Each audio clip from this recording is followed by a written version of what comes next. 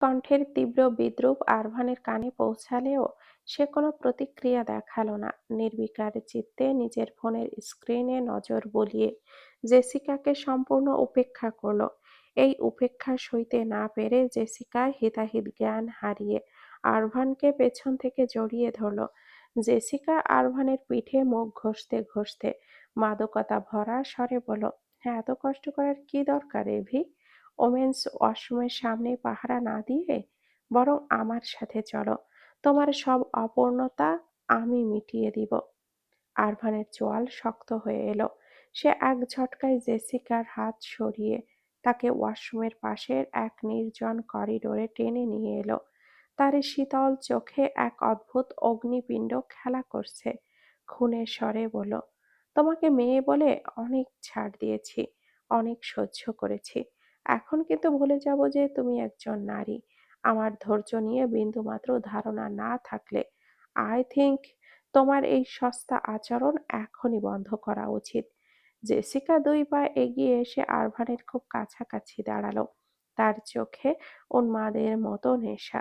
সে ধরা গলায় বলল, আমি জানি তুমি কি করতে পারো এভি। তোমার ভয়ঙ্কর রূপটা আমার দেখা আছে।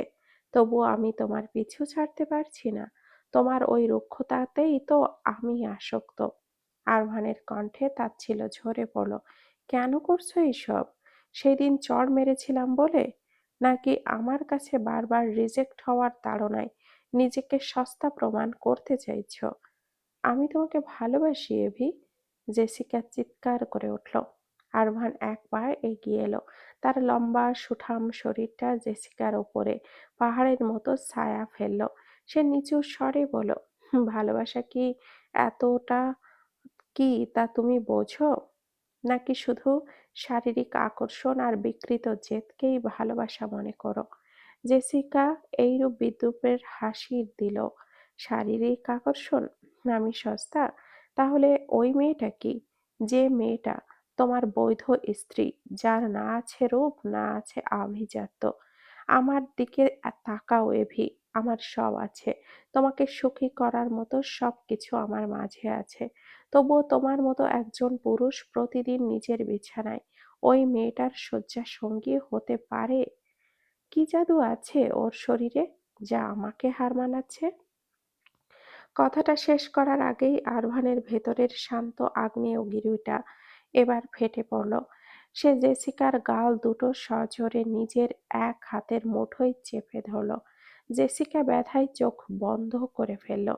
তার হাত দুটো আরভানের কোমর শক্ত করে আঁকড়ে ধরল নিজেকে সামলাতে। আরভান দাঁতে দাঁত চেপে বলল, মাইন্ড ইউর ল্যাঙ্গুয়েজ জেসিকা। তোমাকে বারবার ওয়ার্নিং দিচ্ছি, কারণ আমি আমার হাত নোংরা করতে চাই না। কিন্তু তুমি আমার ব্যক্তিগত জীবনে নাক গলিয়ে নিজের মৃত্যুর পরোয়ানা নিজেই সই করছো। ঠিক সেই মুহূর্তে ঠাস করে একটা শব্দ হলো। আরভান আর জেসিকা দুজনেই চমকে সেই দিকে তাকালো। দেখলো সামনে আয়াত দাঁড়িয়ে আছে। পাশের মেঝেতে চূর্ণ বিচূর্ণ হয়ে আছে একটি সিরামিকের ফ্লাওয়ার ভাস। আয়াতের চোখ দুটো ছলছল করছে, শরীর থরথর করে কাঁপছে। কিন্তু সেখানেও কান্নার চেয়েও বেশি ছিল একরাশ ঘৃণা। আরভান নিজের অবস্থার দিকে তাকালো। সে জেসিকার খুব কাছাকাছি দাঁড়িয়ে তার গলা চেপে ধরেছে। জেসিকাও তাকে জড়িয়ে ধরে আছে।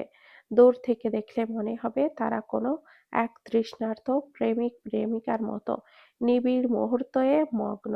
আরভান কিছু বলতে যাওয়ার আগেই আয়াত এক মুহূর্ত সেখানে দাঁড়ালো না। সে উল্টো দিকে দৌড় দিল। আরভান তার পিছু নিতে চাইলে জেসিকা আবারও তার হাতটা টেনে ধরল। কিন্তু এবার আরভানের চোখের বিরক্তি নয়, বরং এক অদ্ভুত বক্র হাসি ফুটে উঠল, যা দেখে জেসিকার শির দাঁড়া দিয়ে যেন হিমস্রোত বয়ে গেল। জেসিকা অজান্তেই আরভানের হাতটা ছেড়ে দিল। আরভান ধীর পদে জেসিকার কাছে এগিয়ে এলো। তার কপালে ঝুলে থাকা অবিন্যস্ত চুলগুলো পরম যত্নে কানের পিঠে গুজে দিয়ে এক রহস্যময় কণ্ঠে বলল, সরি ডার্লিং, এই অনাকাঙ্ক্ষিত বিরতির জন্য দুঃখিত। তবে চিন্তা করো না, তোমার জন্য সামনে অনেক বড় সারপ্রাইজ অপেক্ষা করছে। Wait for me. I will give you all my attention very soon. Jessica স্তম্ভিত হয়ে দাঁড়িয়ে রইল। আরভানের এই হঠাৎ নমনীয়তার অন্তর্নিহিত মানে সে বুঝতে পারল না। আরভান কি তবে সত্যি সত্যি তাকে গ্রহণ করবে, নাকি এই হাসির আড়ালে কোনো বড় ধ্বংসলীলা লুকিয়ে আছে? আয়াত কাউকে কিছু না বলে পার্টি থেকে সোজা বেরিয়ে এলো। তার মাথা কাজ করছে না, বুক ফেটে কান্না আসলেও সে নিজেকে শক্ত রাখার আপ্রাণ চেষ্টা করছে।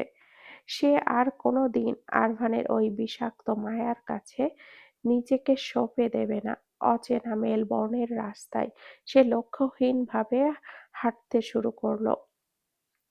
চোখের জল বারবার দৃষ্টি ঝাপসা করে দিচ্ছে। ভেবেছিল মানুষটা হয়তো সত্যিই তাকে ভালোবাসতে শুরু করেছে। কিন্তু না, আরভান চৌধুরী বড্ড জঘন্য। সে হয়তো প্রতিটি নারীর শরীরের মাঝেই প্রশান্তি খোঁজে। কিছুক্ষণ হাঁটার পর আয়াতের মনে হলো কেউ তার পিছু নিয়েছে। সে থামলেও পায়ের শব্দও থেমে যায়। সে জোরে হাঁটলে শব্দটাও দ্রুত হয়।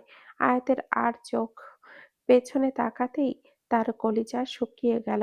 ৫ জন লোক, যাদের কারোর হাতে ধারালো অস্ত্র, কারোর হাতে চাইনিজ কুড়াল, আরো কারোর হাতে হকি স্টিক। এবার কি তাকে মারতে এসেছে? কিন্তু কেন? সে তো কারোর শত্রু নয়। সে তো এই দেশে কাউকে চেনেও না। আয়াত আর এক মুহূর্ত না ভেবে সোজা দৌড় দিল। লোকগুলো হয়তো মুহূর্তেই প্রস্তুত ছিল না। দৌড়াতে দৌড়াতে সে একদম জনমানবহীন এক নির্জন গুদাম ঘরের এলাকায় চলে এসেছে। আশেপাশের সব অন্ধকার আর ঝোপঝাড়। আয়াত কাঁপতে কাঁপতে, হাঁপাতে হাঁপাতে তার ব্যাগ থেকে ফোনটা বের করলো। ভাবল এলিনাকে কল দেবে, অন্তত তিনি তাকে উদ্ধার করতে পারবেন। কিন্তু স্ক্রিনের আঙ্গুল ছোঁয়ানোর আগেই এক অতি পরিচিত ঘিনঘিনে কণ্ঠস্বর আয়াতের কানে প্রবেশ করলো। এতটা তাড়া কিসের জান পাখি? আয়াত পাথর হয়ে পেছনে ফিরল। তার চোখ ছানাবড়া হয়ে গেল। সামনে দাঁড়িয়ে আছে শাহরিয়ার। পরনে একটা ওভারসাইজের টি-শার্ট, এলোমেলো চুল, গলায় ঝুলছে প্লাটিনামের স্টাইলিশ চেন। ঠোঁটের কোণে সেই পরিচিত ধূর্ত আর বিকৃত হাসি। সে দেওয়ালের সাথে দুই হাত বুকে বেঁধে হেলান দিয়ে দাঁড়িয়ে আছে, মুখ ভর্তি চুইংগাম চিবাচ্ছে। শাহরিয়ার বাঁকা হেসে বলল, নিজে খুঁজে আমার কাছেই চলে আসলে জান পাখি। That my you miss me? Oh, I also love you জানো। এখন চলো, আমাদের পুরানো হিসাবটা আজই মিটিয়ে ফেলি। এবার আর কোনো আরভান এসে তোমাকে আমার কোল থেকে কেড়ে নিয়ে যেতে পারবে না। আয়াতের পায়ের তলার মাটি যেন সরে গেল। যে নরক থেকে সে বাঁচতে চেয়েছিল, সেই নরকই আজ ৭ সমুদ্র ১৩ নদী পার হয়ে তার সামনে এসেই দাঁড়িয়েছে। আজ যেন তার এক চরম অগ্নি পরীক্ষা চলছে। নিস্তব্ধ জনমানবহীন রাস্তায় সে একা, আর সামনে এক ধূর্ত শক্তিশালী জানোয়ার। গায়ের শক্তিতে শাহরিয়ারের সাথে লড়াই করতে জেতা সম্ভব নয় জেনেও আয়াতের দুই চোখে আজ আগুনের ফুলকি। সে ঘৃণায় মুখ বাঁকিয়ে বলল, শয়তানদের বোধহয় আমন্ত্রণ জানাতে হয় না। তারা অন্যের জীবন নরক করতে বানাতে দুর্ঘ দুর্গন্ধ সুখেই নিজের থেকে হাজির হয়। শাহরিয়ার চুইংগামের মুখটা ছেড়ে ছুঁড়ে ফেলে দিয়ে বিশ্রীভাবে হাসল। হায়, এখনো সেম তেজ? এই তেজটাই তো তোমার প্রতি আমার আকর্ষণ বাড়িয়ে দেওয়াই জান পাখি। তা এই তেজটা কি শুধু আমার উপরে দেখানোর জন্য তোলা থাকে, নাকি আরভান চৌধুরীর স্পর্শেও এই আগুন জ্বলে ওঠে? আয়াত ঘৃণা ভরা চোখে তাকিয়ে বলল, সে আপনার মতো জানোয়ার নয়। আগে নিজের ছায়াটা আয়নায় দেখুন। মানুষ নয়, একটা পিশাচকে দেখতে পাবেন। শাহরিয়ার মাথা দুলিয়ে অট্টহাসি হাসল। তারপর গায়ের ওভারসাইজ টি-শার্টটা খুলে ছুঁড়ে ফেলে দিয়ে ধীরে ধীরে আয়াতের দিকে এগোতে শুরু করলো। আয়াত তার চোখে মুখে এমন এক আদিম লালসা, সে কুৎসিত স্বরে বলল, এত প্রশংসা যার জন্য, সেই আরভান চৌধুরী তোমাকে আগলে রাখতে পারবে না আয়াত। আজ এই নির্জনতায় আমি তোমাকে বোঝাবো একজন আসল পুরুষ কাকে বলে। তোমার এই তথাকথিত স্বামীর আভিজাত্য আজ আমার পায়ের নিচে পিষ্ট হবে। তার উন্মুক্ত শরীর আর চোখের লালসা দেখে আয়াতের বুকের ভেতরটা শুকিয়ে গেল। মনে এক অদ্ভুত সংখ্যা দানা বাঁধতেই সে আবারও দৌড়াতে শুরু করলো। পেছন থেকে ভেসে এলো শাহরিয়ারের পৈশাচিক হাসি। বারবার কোথায় পালাবে জান পাখি? আমার খাঁচা থেকে আজ পালানো অসম্ভব। সন্ধ্যা প্রায় অন্ধকার হয়ে এসেছে। এই গভীর জঙ্গলে আজ আমিই রাজা আর তুমি আমার শিকার। আয়াত গভীর অন্ধকারের ঝোপঝাড়ের দিকে ছুটে চলল। দৌড়াতে দৌড়াতে ঝোপঝাড়ের কাঁটায় আয়াতের হাত পা ছিলে যাচ্ছিল, কিন্তু সে থামল না। একজন নারীর কাছে নিজের ইজ্জতের চেয়ে বড় সম্পদ আর কিছুই নেই। সেখানে কিছু পুরুষরূপী কাপুরুষ একটা অবুঝি শিশুও ছাড়ে না। সেখানে সে তো একজন যৌবনবতী নারী। পুরুষালী পাশবিক শক্তির সামনে একজন নারীর শারীরিক শক্তি হয়তো বড্ড নগণ্য, কিন্তু তাদের আত্মসম্মানের শক্তি হিমালয় সম। দৌড়াতে দৌড়াতে হুমড়ি খেয়ে আছাড় খেল সে। হিল জুতোটা ছিঁড়ে গেছে, কিন্তু আয়াত থামল না। সে শুধু এই নরকের কীটের চোখের আড়াল হতে চাইল। পায়ের পাতায় ধারালো পাথর আর কাঁটা বিঁধে ক্ষত বিক্ষত হয়ে গেল। তবুও সে ছুটল। কয়েকবার গাছের সাথে ধাক্কা খেল, ঝোপের আড়ালে পা আটকে ছিটকে পড়ল। অবশেষে শান্তর শরীরটা আর সায় দিল না। আয়াত একটা বিশাল ওক গাছের নিচে বসে রয়েছে। চারপাশে অচেনা বন্য পশুর ডাক। অস্ট্রেলিয়ার এই জায়গায় ঘন বন মানেই বিষাক্ত সব পোকামাকড় আর প্রাণীর আস্তানা। আয়াতের মনে হলো, এটাই কি তবে আমার শেষবার, শেষ রাত? কালকের ভোরের সূর্য কি আর আমার চোখে ধরা দেবে না? অবশ্য তার জন্য একটাই হয়তো সঠিক, আরভানের দেওয়া অবজ্ঞা আর শাহরিয়ারের লালসা থেকে চিরতরে মুক্তি। এমন অন্ধকার ভাবনায় ডুবে থাকার সময় আচমকা আয়াতের ঘাড়ের কাছে কারোর উষ্ণ নিঃশ্বাস পড়ল। সেই পরিচিত কড়া পারফিউমের ঘ্রাণ নাকে আসতেই আয়াতের মুখের দিকে অবলীলায় বেরিয়ে এলো, আরভান। Yes, Mrs আরভান। আয়াত চমকে তাকাতেই দেখল ঘন অন্ধকারের মাঝে দুটো জ্বলজ্বল চোখ তার দিকে চেয়ে আছে। বুকটা ধক করে উঠল তার। সে যেন ডুবন্ত অবস্থায় এক টুকরো খড়কুটো নয়, বরং আস্ত এক জাহাজের টুকরো হয়ে গেল। তবে পরেক্ষণেই জেসিকার সাথে দেখা দৃশ্যের অভিমান ফিরে এলো কণ্ঠে। সে শক্ত হয়ে বলল, আপনি এখানে আসলেন কিভাবে? তাছাড়া এই ঘন রাস্তায় অন্ধকারের কথা জানলেনও বা কি করে যে আমি এখানে আছি? আরভান অন্ধকারের মধ্যেই আয়াতের একদম খুব কাছে মুখ নিয়ে এলো। তার কণ্ঠস্বর অদ্ভুত নিচু আর মাদকতায় ময়। সে ফিসফিস করে বলল, তোমার বিশ্বাস, তোমার নিঃশ্বাস নেওয়া অবধি আমি 1000 মাইল দূরে থেকেও শুনতে পাই সুইটি। তোমাকে পটাতে এই খতরনাক ফিল্মি হিরো টাইপ ডায়লগ প্র্যাকটিস করে আসলো। তা তুমি কি একটু পটেছ আয়াত? আয়াত আনমনেই বিড়বিড় করলো, বজ্জাত লোক। এমন পরিস্থিতিতেও সে সিরিয়াস ভঙ্গিতে বলল না। পরেক্ষণে তেতে উঠে বলল, আপনি এখানে কেন এসেছেন? ওখানে যা করেছিলেন তা করতেন জেসিকার সাথে মাখামাখি। এখানে এসে আমার বিশেষ কোনো লাভ নেই। আয়াতের কথা শেষ হওয়ার আগেই তার গালে অনেক কারো নরম ঠোঁটের ছোঁয়া দিয়ে গেল। আরভান তার কানের কাছে মুখ নিয়ে বলল, আপনি কি জেলাস ফিল করছেন মিসেস? আয়াত থমকে গেল, কাঁপা কাঁপা গলায় বলল, মোটেও না। আমি কেন জেলাস হব? তারপর আপনি যার সাথে খুশি করুন, জড়িয়ে ধরুন আর ঢলাঢলি করুন।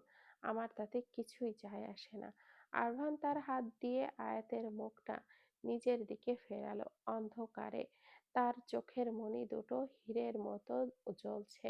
সে গম্ভীর স্বরেই বলল, এই ঠোঁট আজ পর্যন্ত শুধু একজনকেই ছুঁয়েছে, মিসেস আরভেনি,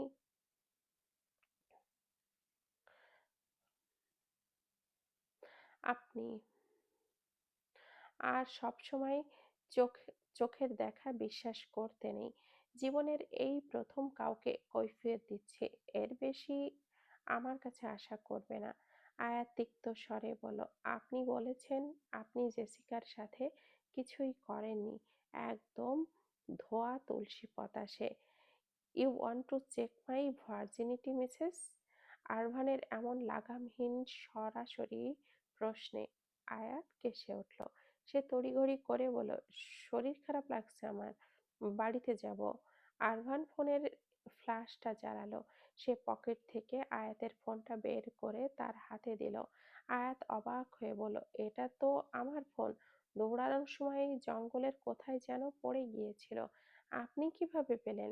আমার মতো কি আমার ফোনের নিঃশ্বাসের শব্দও কি হাজার মাইল দূর থেকে চেনা যায়?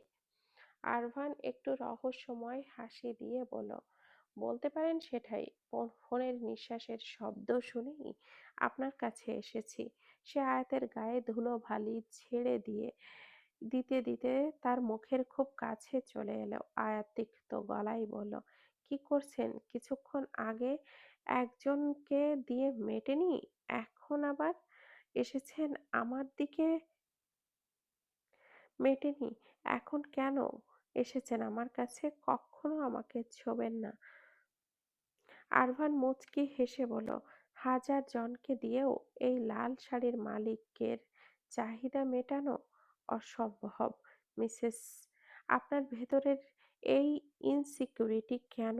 জেসিকার সাথে দেখে এতটা কষ্ট যখন পাচ্ছিলেন, তবে পালিয়ে না এসে এগিয়ে গিয়ে দুটো চড় কেন মারলেন না আপনি? আয়াতের চোখের কোণ ঘেঁষে আয়াতের কোণ ঘেঁষে এক ফোঁটা জল গড়িয়ে পড়ল। আরভান একটু নড়েচড়ে আয়াতকে শক্ত করে নিজের বুকের সাথে মিশিয়ে নিল। পৃষ্ঠ আলিঙ্গন করে নিল। আয়াতের কানের কাছে মুখ নিয়ে ফিসফিস করে বলল, কাঁদছো কেন আয়াত? আমি তো তোমার চোখের জল সহ্য করতে পারি না। কোনো অধিকারে মারবো? আপনার ওপর আমার কোনো অধিকার নেই আরভান। আজ এই লাল শাড়িতে আমাকে দেখে আপনার বেসামাল দশা হচ্ছে। তাহলে প্রথম যেই দিন আপনি চৌধুরী বাড়িতে পা দিয়েছিলেন, সেদিন কেন হননি? সেদিনে তো আমি লাল শাড়িতেই আপনার সামনে দাঁড়িয়েছিলাম। সেদিনও তো শুধু তিক্ত কথাই শুনেছিলাম। আরভান আয়াতের গলার ভাঁজে মুখ গুজে দিল। আয়াত শক্ত হাতে এক হাত দিয়ে আঁচল খামচে ধরল। সে নিজেকে ছাড়তে চাইলেও আরভানের শক্ত কাছে একেবারে পরাস্ত হলো। আরভান ফিসফিস করে বলল, কারণ সেই দিন তোমার সাজ অনেক অন্য কোনো পুরুষের জন্য ছিল, আমার জন্য নয়। নিজের স্ত্রীকে অন্য জনের জন্য সাজতে সাজতে দেখলে কেমন লাগে তা তুমি জানো? আপনি কি তো সেই দিন আমায় স্ত্রী হিসেবে দেখেননি? ডিভোর্স পেপার মুখে দিয়ে ছুঁড়ে এসেছিলেন।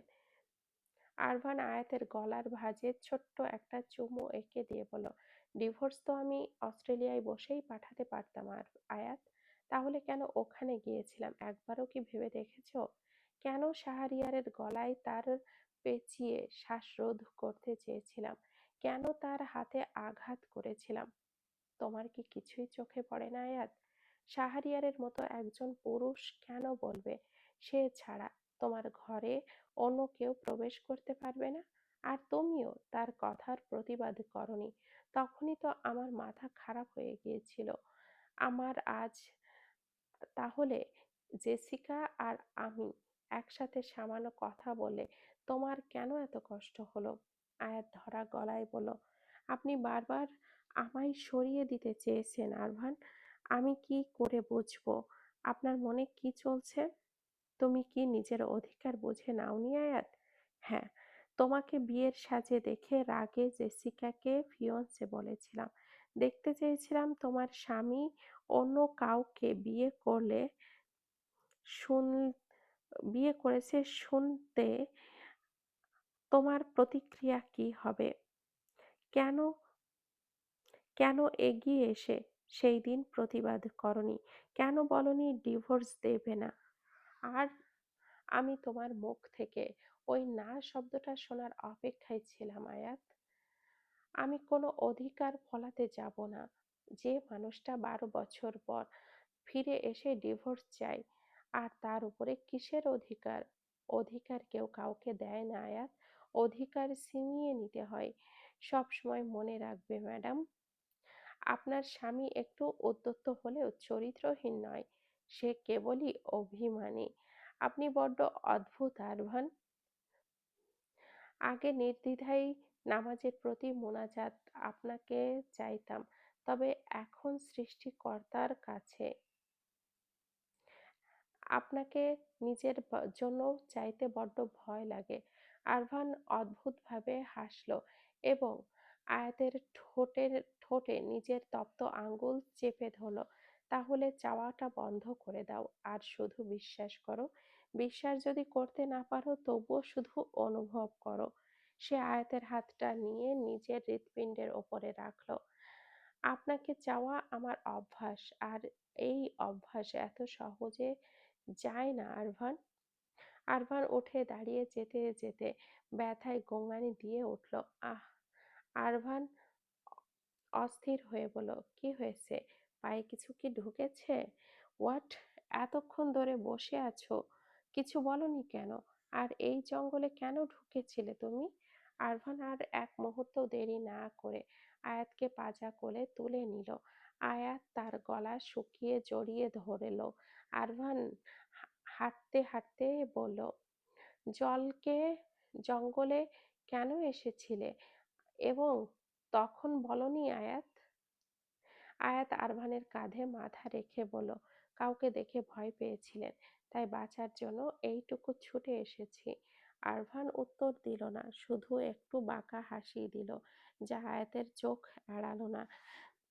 সে গম্ভীর স্বরে বলল, একটা সামান্য পুরুষের ভয়ে আপনার জঙ্গলে ঢোকা উচিত হয়নি মিসেস। লড়াই করা উচিত ছিল। আয়াত অবাক হয়ে বলল, আপনি কি করে জানলেন? তার মানে কি আপনি শাহরিয়ারকে দেখেছেন? দেখেছি। আরভানের গলার স্বর হঠাৎই গম্ভীর হয়ে গেল। আয়াত অবাক চোখে আরভানের দিকে তাকিয়ে রইল। আরভান বনের দুর্গন্ধ রাস্তা দিয়ে সাবধানে পা ফেলে আয়াতকে বুকের সাথে জড়িয়ে নিয়ে গাড়ির দিকে এগিয়ে গেল।